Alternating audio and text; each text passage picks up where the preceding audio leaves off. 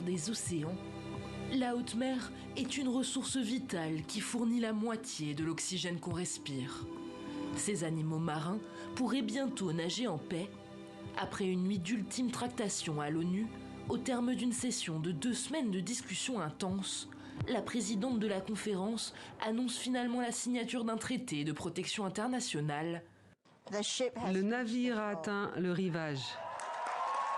Visiblement très ému et acclamé par les représentants des pays membres.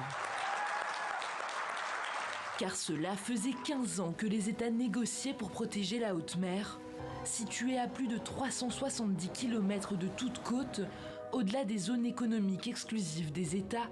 Cet espace représente plus de 60% des océans, mais n'appartient à personne. Longtemps laissé à la merci des pollutions et de la surpêche, seul 1% de la haute mer est aujourd'hui protégé. Nous ne nous comportons pas correctement. Ce traité est important car il nous oblige à nous comporter correctement et à sauver ce grand allié qu'est l'océan.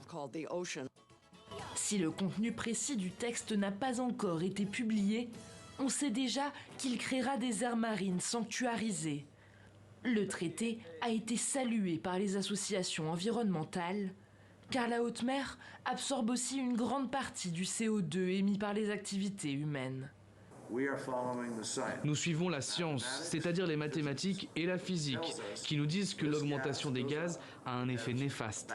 Vous devez gérer cet effet et si vous ne le gérez pas, vous allez dépenser des milliards et des trillions de dollars pour réparer les dégâts.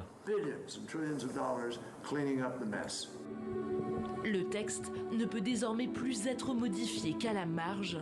Il devra être traduit en 6 langues avant d'être ratifié par chaque pays.